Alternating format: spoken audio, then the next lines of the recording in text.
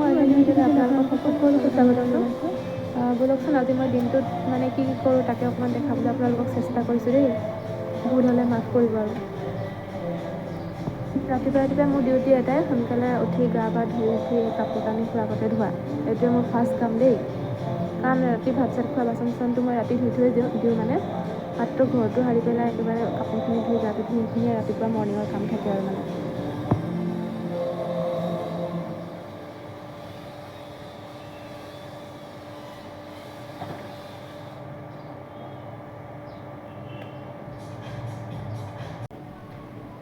এইবাৰ মই মানে ধুনীয়াকৈ বিচনাখন পাৰি ল'লোঁ।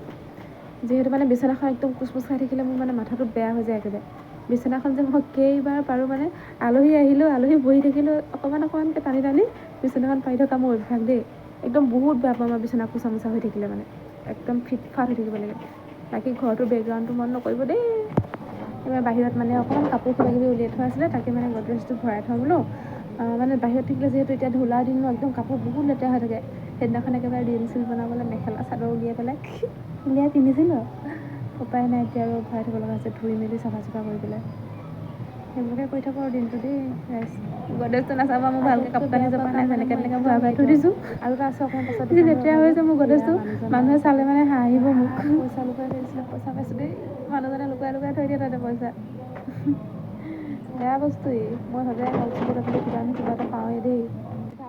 ক'ত কি লুকাই খুলি থাকে, ঘৰতে চোৰ এজনী আছোঁ ন, সেইকাৰণে এয়া মানে সেইদিনাখন চাওকচোন, একদম কুকাৰ অৱস্থা ক'লা। চাউলখিনি মানে ধুই ধুনীয়াকৈ পানী চানী দি পেলাই গেছৰ ওপৰত উঠাই থৈ দিছোঁ। মানে গেছটো অন কৰা নাই আৰু তেনেকৈ মানে ভাত খাবলৈ বহোঁতে কুকাৰটোত চাইছোঁ, কুকাৰে চিটিয়ে মৰা নাই, মানে জুই জ্বলাবলৈকে পাহৰিলোঁ গেছৰ। এনেকুৱা অৱস্থা খোৱা টাইমত আকৌ মানুহজনক বুদ্ধি বাধা কৰি পেলাই বহাচোন বহা বাহিৰতে অকণমান। তাৰপিছত মই এইবাৰ আকৌ গেছ জ্বলাই পেলাই কুকাৰত চিটি মাৰিছোঁ ভাত। এইখিনি ভিজাই থৈ দিলে কুকাৰত চিটি মাৰি দিলে অকণমান সোনকালে সিজে। তাৰপিছত এয়া জলকীয়াখিনি অকণমান ৰ'দত দি আহোঁ। এয়া আকৌ ৰ'দ দিলোঁ।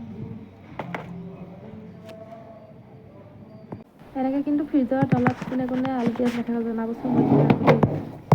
সেয়া মানুহজনে ভাল পায় মানে ৰাজমাহৰ তৰকাৰী। একদম মানে সদায় বনাই দিলেও যেন সদায় খাই থাকিব। মোৰ একদম আমনি লাগি যায়গৈ আৰু। মানে ভালেই লাগে বাৰু খাই, বেয়া নালাগে। সদায় হ'লেও খাই থাকিলে আমনি লাগে নহয় ন বাৰু। এয়া মানে চিটি মাৰিব লৈছোঁ দেই, কুকাৰত চিটি মাৰি দিলে মানে অকণমান সোনকালে হৈ যায় মানে। আলু বোলো কাটি দিওঁ তাতে দুটামান।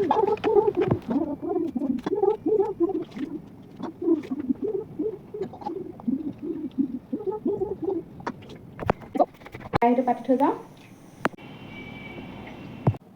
এইবাৰ জল্দি বিনছ আলু এনেকৈ কাটি ল'লোঁ। কাটি লৈ পেলাই জল্দি ভাজিব লাগিব আকৌ, মানুহজন আহিবই ভাত খাবলৈ, বেছি দেৰি নাই আৰু মানে।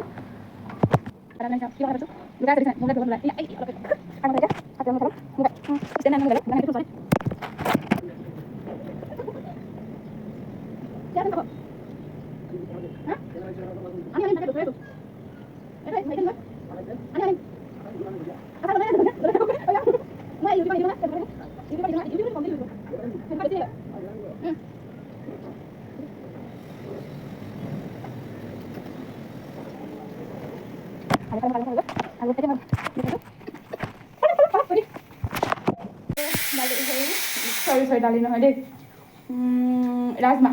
ৰাজমাহ চিটি মাৰিলে এইয়া বন্ধ কৰি দিলোঁ।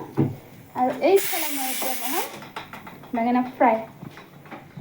মোৰ ষ্টেণ্ড নাই আৰু, দুখীয়া মানুহ কি কৰিম। ষ্টেণ্ড নাই, ষ্টেণ্ড এটা অৰ্ডাৰ কৰিবই লাগিব যেন পাইছোঁ। আনিব লাগিব, ফেচবুকৰ পইচা পেলাই আনিম।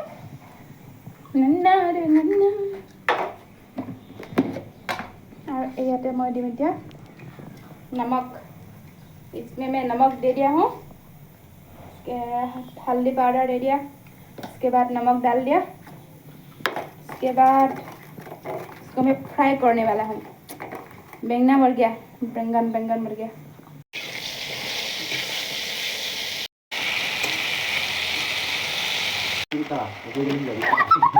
जमाने সেইদিনা বজাৰত লগ পাইছিলে মানুহে কাইলৈ ভাঙিব বজাৰ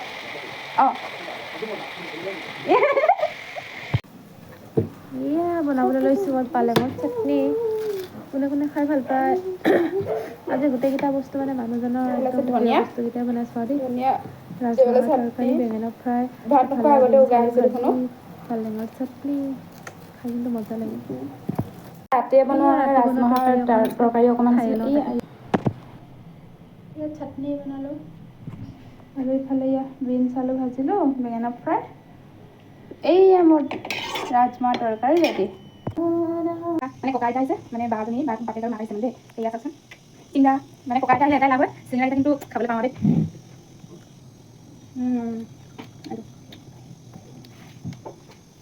আৰু মই এতিয়া আঙুলি ফুচকি খাবলৈ দেখিছে। মই যে চিংৰা ভাল পাওঁ এইটো কথা আপোনাৰ জানে, বাইদেউহঁতেও জানে, সেইকাৰণে মোৰ কাৰণে চিংৰা লৈ আহিছে এয়া। এয়া দুপৰীয়া খোৱা বোৱাটো নেদেখুৱালোঁ আৰু দিয়ক, মানুহজনো আহিলে অকণমান ৰেষ্ট লওঁ বুলি ক'লে। তাকে বোলো ভিডিঅ' এটা বনাওঁ, ডেইলি ভ্লগ এটা বনাই আছোঁ, বা নাচালে। ঠিক আছে আজিলৈ হ'ব আৰু দেই, বাই বাই, টাটা।